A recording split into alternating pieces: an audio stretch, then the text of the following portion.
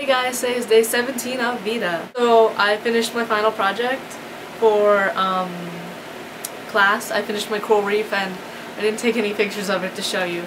But maybe I'll do that tomorrow. Got back from my Harry Potter class talking about magical animals and talking about if they could exist and like which ones are practical and which ones aren't practical. I wrote this all down so I could explain it to you. So we talked about the natural history of magical beasts. First we did a little tree thing of like mammals, birds, amphibians, reptiles, and fish.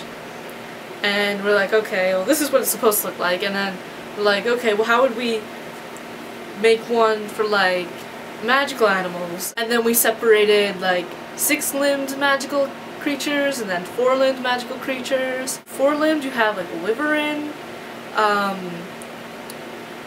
A unicorn isn't completely a magical creature, it's kind of like a hybrid, so we didn't put that in the 4-limbed section. I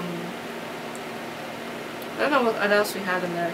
But for 6-limbed we had dragons, centaurs. Well, our centaurs, we might have put centaurs under hybrids too. And then hippogriffs. First we talked about the basis of dragons. Dragons are based off dinosaurs. Then we talked about like the skeletal things of dragons. It's physically impossible for a dragon to exist in that its bone structure, it can't have like hind legs and then front legs and then wings. It's just not possible for it with its shoulder.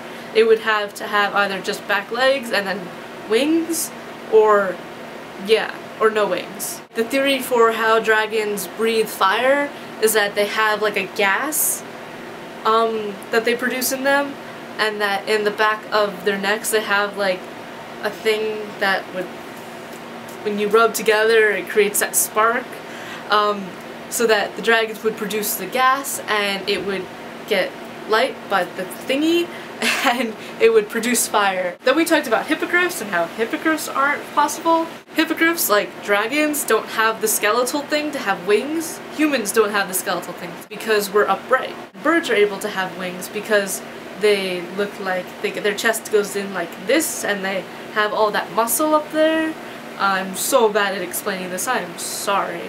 But if you look how a bird is designed, its chest kind of comes out here instead of straight down, and that's how it's, and there's like some bones up in there, there's 3 bones, and it's the way its shoulder is designed, it's able to have wings.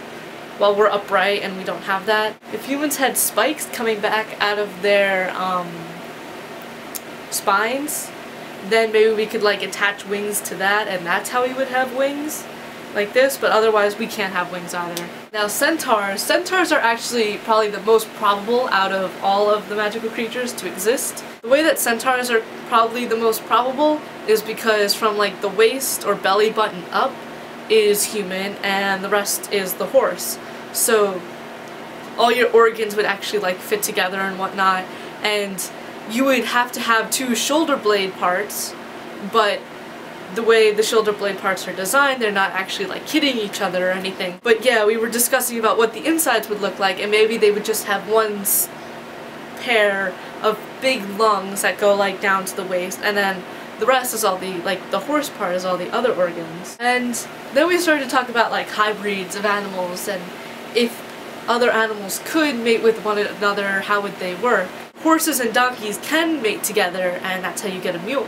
Other animals that can mate together are tigers and lions. The interesting thing about that is that yes, you get a liger, but if you do it a certain way, you can also get a Tian. For a liger, if you have a female lion breed with a male tiger, then you get a liger, which is like 12 foot and it's much bigger than a lion and tiger, and they're just like the size of elephants. But if you breed a female tiger with a male lion, then you get a Tian, which is much smaller than a lion and tiger.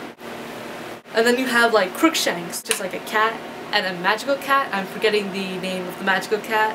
So like, I guess some magical creatures can breed with other normal creatures. The reason they're doing all this hybriding, crossbreeding, whatnot stuff is because they're trying to grow a mammoth and an elephant, which would be pretty freaking awesome, right? Bringing back those mammoths from the Ice Age. So I hope you enjoyed this, in a way. It's a bit better than my past 2-3 videos. Tomorrow, I think I'm going to show you how like obsessed my school is with Doctor Who. Stay tuned tomorrow. I will see you all tomorrow for day 18 of VEDA.